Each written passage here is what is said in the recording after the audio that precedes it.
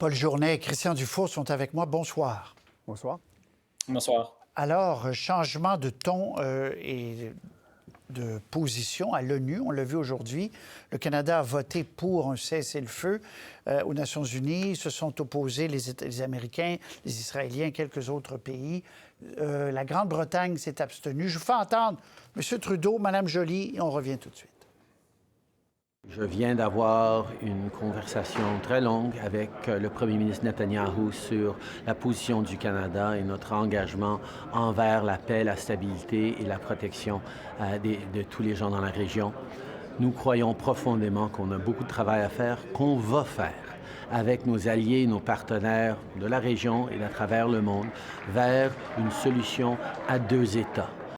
En gardant à l'esprit l'avenir des Israéliens et des Palestiniens, le Canada se joint à l'appel international en faveur d'un cessez-le-feu humanitaire pour que les otages soient libérés, pour que l'aide humanitaire puisse être acheminée, pour que aussi, au final, on puisse lancer le processus de négociation où Hamas ne sera jamais à la table de négociation, mais pour, au final, on en arrive à une solution à deux États. Alors voilà, cessez-le-feu. Est-ce que vous y voyez un changement important, Paul? Bien, c'est un changement assurément parce que juste peut-être prendre un pas de recul pour situer l'évolution des votes du Canada à l'ONU. Dans les années 90, le Canada habituellement votait en faveur des résolutions onusiennes affirmant les droits des Palestiniens. Ces appuis-là ont faibli sous Paul Martin. Et sous Stephen Harper, les votes avaient tendance à être contre les résolutions pour les Palestiniens. Et Justin Trudeau, même si à la suite de son élection, il y a un changement de ton, l'essentiel des votes canadiens sont restés assez semblables à ceux sous Stephen Harper, à quelques différences. Par exemple, on avait recommencé à verser de l'argent au fonds pour les réfugiés palestiniens.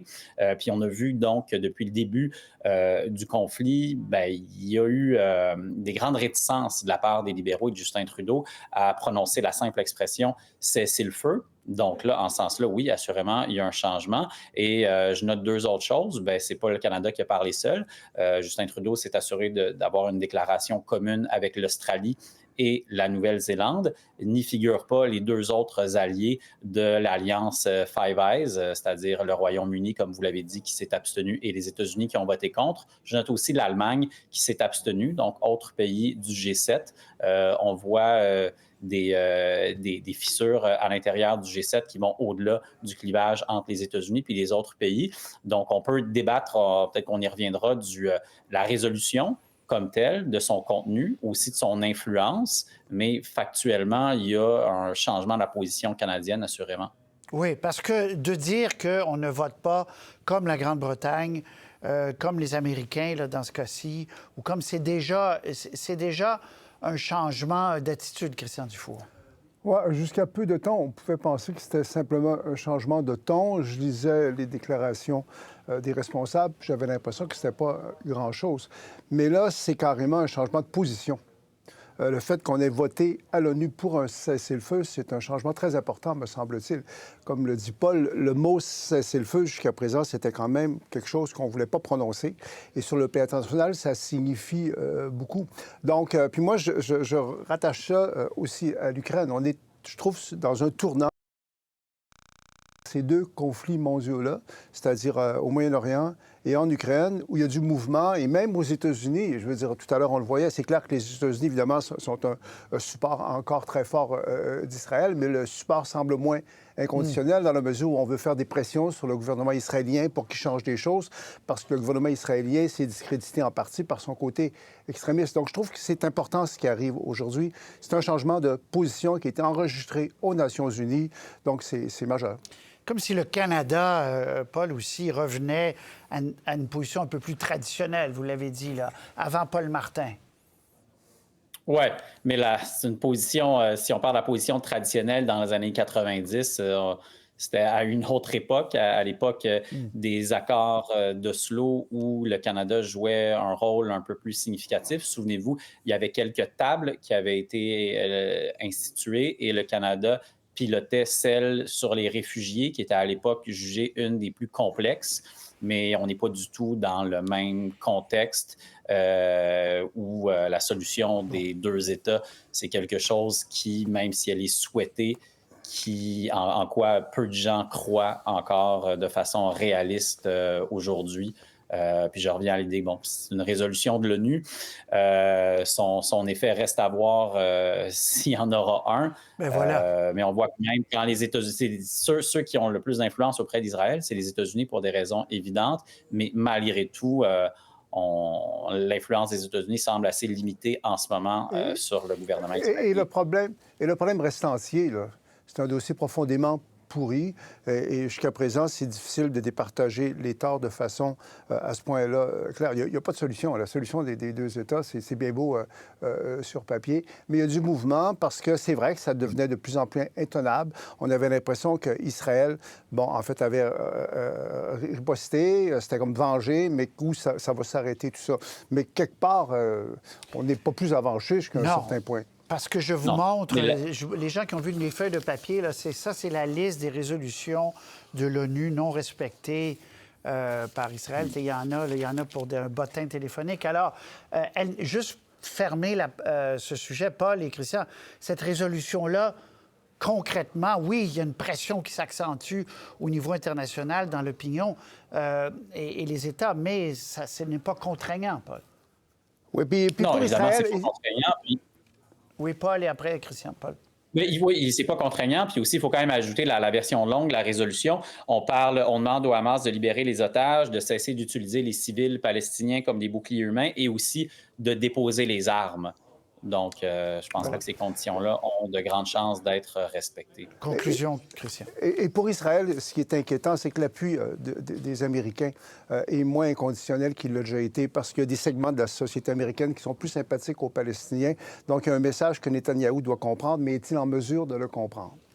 Voilà une belle question pour terminer ce bloc.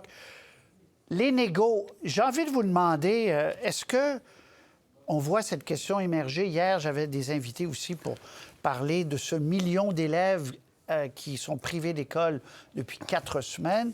Est-ce que l'école ne devrait pas être un service essentiel? Bon, les négos, on ne sait pas trop quoi en dire, mais je vous laisse le choix, ces deux questions-là. Négos, mais aussi les écoles. La prochaine fois, est-ce qu'on ne devrait pas y penser, Paul? Ben moi, je vais choisir les négos, si vous permettez. Mais c'est parce qu'il y a vraiment on a l'impression qu'on a quand même une bonne idée depuis longtemps d'où s'en vont les négos et que c'est pénible, c'est long. Et on se demande dans quelle mesure est-ce que cette grève est nécessaire pour en arriver vers le résultat qui semble plus ou moins inévitable, surtout pour la question salariale. On voit qu'il y a quand même du mouvement, même si ce n'est pas rapide. Les syndicats tiennent à l'inflation, puis en effet, c'est quand même... ils ne demandent pas... c'est pas beaucoup de demander que tout simplement préserver son pouvoir d'achat. Puis ils voudraient ajouter à ça des augmentations pour du rattrapage par rapport aux gens à qui ils se comparent, mais on voit qu'ils sont quand même ouverts, négociables là-dessus. Donc, on sent qu'il va y avoir du mouvement là où le gouvernement est plus inflexible. C'est pour l'organisation du travail. Et d'une part, le gouvernement étant impopulaire, ça donne le gros bout du bâton aux syndicats, mais on peut aussi voir la chose de façon inverse. Le gouvernement se dit qu'il n'y a absolument rien à perdre et qu'il est prêt à être impopulaire parce que de toute façon, il ne peut pas l'être vraiment plus qu'il l'est en ce moment et qu'après, il se donne le temps d'essayer de faire bouger l'aiguille d'ici 2 ans. Mais pour revenir à l'argument que j'essaie de faire, c'est que ça n'aurait pas besoin. Ça n'a pas besoin d'être aussi... Pourquoi tout ça? Vous dites pourquoi tout ça? Parce qu'on connaît à peu près le terrain où ça va atterrir. Ah. Exactement. Puis la question, elle cible les deux parties. Là. OK. Christian, est-ce qu'on a besoin de ces... Bien sûr que c'est un droit fondamental, le droit de grève, là, puis tout va bien, mais est-ce qu'on a besoin de ces grandes manœuvres, qu'il n'y aurait pas une autre façon? Je répète, 4 semains sans école, c'est long. Je sens chez vous, comme chez beaucoup de gens, une lassitude à l'égard de ce conflit-là. Comme beaucoup de parents. Non, je sais. Bon, le droit de grève, c'est fondamental. Bien sûr. Ça va avec ça. Heureusement que Noël est dans 12 jours, entre vous et moi, hein, parce qu'il y a comme un échéancier. Là. Je pense que tout le monde comprend qu'il ne faudrait pas que ça traîne trop. Moi, ce que j'aime pas là-dedans, c'est la façon dont les négociations se jouent aussi pour la galerie. pour les médias. Depuis quelques jours, moi, je regardais cet après-midi, on a l'impression qu'on souffle sur le chaud et le froid, c'est des montagnes russes. Des fois, on est optimiste, des fois, on est pessimiste, un peu enfantin quelque part. Donc, je partage votre lassitude, mais c'est quand même, jusqu'à un certain point, le prix à payer pour le droit de grève. Il faudrait peut-être que les leaders syndicaux et les leaders politiques soient plus, c'est un vieux mot, là, responsables, mais Noël est dans 12 jours. Moi, c'est ça qui m'encourage. Bon, alors, et vous croyez qu'on va... En fait, la plupart des gens croient... Puis quand, je l'ai dit à plusieurs reprises, quand on parle aux gens des 2, 3, 4, 5, 6 partis, ils nous disent autour du 19, 20, 21, il y a des bonnes chances que ça se règle là. C'est scénarisé à l'avance, on dirait. Oui, mais... Ouais.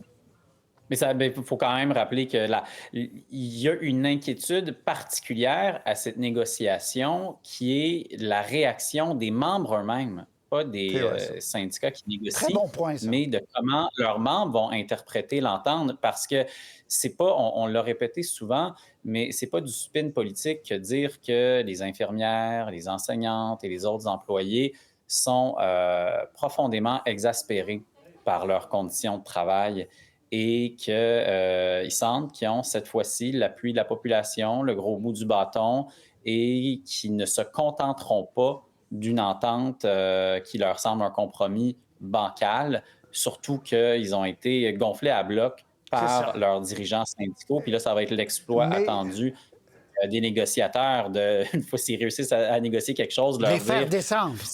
Mais en même temps... C'est ça, les faire descendre. Oui, Christian. Mais il va y avoir un compromis, là. Il faut qu'il y ait un compromis. Et autant j'ai énormément de sympathie pour les travailleurs, en particulier de la santé, je dois dire, et de l'éducation, il y a un certain misérabilisme qui court au Québec que j'aime pas du tout, là. Quel message on envoie aux gens qui veulent travailler dans le domaine de la santé et de l'éducation quand on véhicule l'idée que c'est épouvantable, les conditions de travail dans ces deux domaines-là? Je trouve ça un peu excessif. Puis il faut que les syndiqués, y compris la base, comprennent qu'il faut faire des compromis aussi. Bon, ben c'est comme ça. Merci beaucoup. On se reparle. Je pense que vous quittez... Vous dites qu'il faut que ça se règle avant Noël, Christian, parce que vous quittez bientôt, je crois. Oui, je suis ça.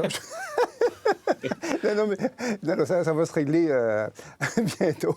Très bien, merci beaucoup. Vous prenez de cours, en fait. Merci, Paul. Merci, Christian. Merci. Pour voir nos émissions en entier, rendez-vous sur la chaîne Ici RDI.